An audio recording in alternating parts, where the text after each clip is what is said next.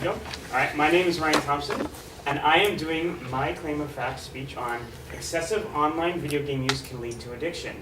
I'll start out with a story about myself. Many years ago, when I had a girlfriend and she broke up with me, and I was a member of the game World of Warcraft. I'm sure most of you know that game. And after that, I played the game pretty excessively, a lot, for like 6 months or so, and then I stopped and I canceled my account. But I wasn't addicted, and that's one of the core strengths of my argument. So I'll start out with definitions first. What is online video game addiction? Computer video game addiction is excessive or compulsive use of a computer and video games that interferes with daily life. It is also argued that online video game addiction should be characterized by the extent to which the excessive gaming impacts negatively on other areas of gamers' lives rather than the amount of time playing. So excessive video game use, like my example myself, is not addiction. It's when it impacts the other aspects of somebody's life, and I'll go into that through my subclaims. First off, online video game addiction is similar to other behavioral addictions, such as shopping addiction or gambling addiction. Like an addiction to alcohol or drugs, gamers show several classic signs of addiction. They become preoccupied with gaming, they lie about their gaming use, they lose interest in other activities, which affects their life, and they withdraw from their families just to have time for their games. They also lose the ability to control oneself in games, which is a classic example of addiction, and they can become over-dependent upon it. This is the same as like shopping addiction. You know, people that have shopping addictions, what they do is they go out shopping and they look for a way to find rewards for what they do. So they go out shopping and it becomes a hunt for them, and they get a high when they find what they're looking for. And the same is with substance abuse. They're looking for a high, and then they get that high physically. It's a little different, but the concept is the same. Another main point is certain characteristics of online video games make them addictive in nature. This is because they have their favorable activities in the games or emotional experiences in this game. This is especially apparent with games such as World of Warcraft. The game World of Warcraft, one great point about this game that it makes it addictive is that Dr. Griffiths said in a study, in video games more generally, the rewards might be intrinsic. So for example, like in Mario Brothers, you play the game, but then if you beat the game, it ends. You know, or the only other way you play the game again is you want to beat the highest score for the game. But with online games such as World of Warcraft, there's a potential for teenagers to play the game endlessly against other people. And I went on the World of Warcraft site last night, and they've had 4 expansions since then. So the game is indefinite, and you can't possibly complete the game in the same time as if you wanted to complete Mario Brothers. So that's one of the reasons that makes it addictive. Another is that, just like the shopping addiction where I talked about rewards and reinforcement, English psychologist Mark Griffiths states that all addictions, whether chemical or behavioral, are essentially about constant rewards and reinforcement. Online games have constant rewards and reinforcement. You go out in quest, and you go looking for treasure, you go looking for money. Dr. Griffiths elaborates on this. Online gaming addiction is partly explained by the partial reinforcement effect. This is critical psychological ingredient of gaming addiction, whereby the reinforcement is intermediate. So people keep responding to the absence of reinforcement by keeping going on their games and hoping that another reward is just around the corner. Another claims that online games are used to reinforce addictive behavior because gamers use the medium as a tool for mood modification.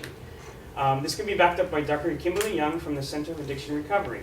She says, gamers immerse themselves in captivating virtual worlds that seem more exciting and interesting than their real lives. This often serves to reinforce the addictive behavior and can be used as coping mechanism to deal with missing or unfulfilled needs in their life. Another support of that is Dr. Weinstein in his study. Single case studies have shown that video game addiction was used in order to compensate for deficiencies in one's life in areas such as interpersonal relationship, physical appearance, disability, and coping. So lastly, online video game is becoming another claim is that online video game addiction is becoming prevalent problem in our society. And so we ask, why is it a problem? Well, one of the classic signs of addiction is conflict. Video game addiction causes conflict academically, and it also causes conflict with interpersonal, so with other people. A support of that is a quote where it says, "Gaming addicts willingly forego sleep, food, and real human contact just to experience more time in the virtual world. Online relationships become more important for gamers than real life relationships, whether an adolescent." And this is like true when, like, say an adolescent is in the game, and then his mom says, "Hey, can you come to dinner?" And then the adolescent, fearing reprisal from his online friends, instead of going to dinner with his family, he stays and plays on the game more. So the online gaming becomes more important. There's also intrapersonal conflicts such as poor nutrition and suicidal or homicidal thoughts or behaviors. And there's also withdrawal.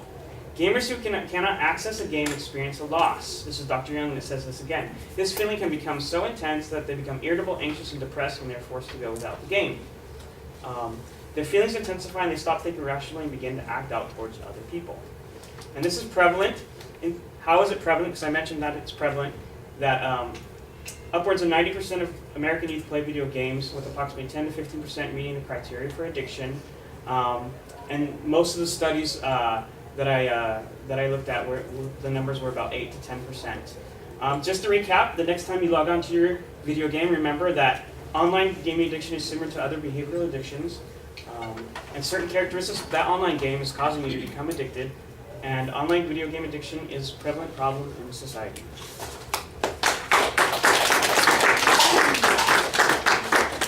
Killed a man.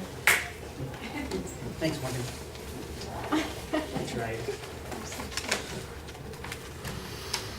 What's that? Yeah, I have some, but I need help. I knew I had too much information anyways.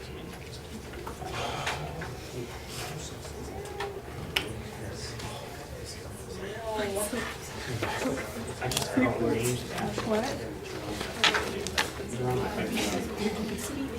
All right, Ryan, the proposition's clearly identified. I think you ought to start with your story first. By the way, the first thing that occurred to me as I was hearing your story was, I wonder if there's a cause-effect relationship for your girlfriend breaking up with you and all the time spent on World of Warcraft.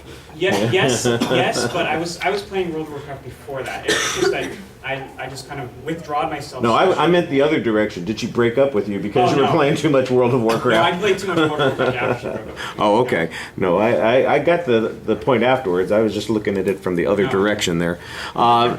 There's not really a layout of what the contents were before you get started, but you do signpost the secondary points as you're presenting them. So that's not too bad, although sometimes the phrasing on those points gets a little complicated. The first one was fine. The second one, I think, where you talk about the characteristics being addictive, I think that works pretty well. The third point, though, it's convoluted, and I'm not exactly sure what the final inference is. I do think there's an argument here that says there are certain characteristics that define addiction, and that basically video gamers meet those characteristics, and so that's a pretty straightforward way of approaching it. Maybe that would be an easier way of saying it. The examples that you have are, for the most part, hypothetical, although there are a couple of references to your own personal experience. The statistical information is mostly just about the number of people who play. Until right at the end, when you have some statistical information that suggests that people meet this criteria, well, I mean, in essence, this almost makes it sound like it's an informative speech rather than an argument. If there's no controversy about that, and we've got a statistical measure on this, what is it that we're arguing about? That becomes the question, where is the controversy on this particular point? And I think I run into a little bit of an issue there. You started citing testimony early on. You've got a lot of authorities that you cite. I thought that was excellent. You were pretty consistent about doing that. Usually you gave the qualifications. Sometimes the qualifications didn't come until after the second or third time we heard from one of the authorities. So you want to be maybe a little bit ahead of the game, ahead of the curve on that. I thought the generalizations that you presented were reasonable, although, like I said before, the inferences may not be argumentative, and the presentation's pretty solid. All right, thank you.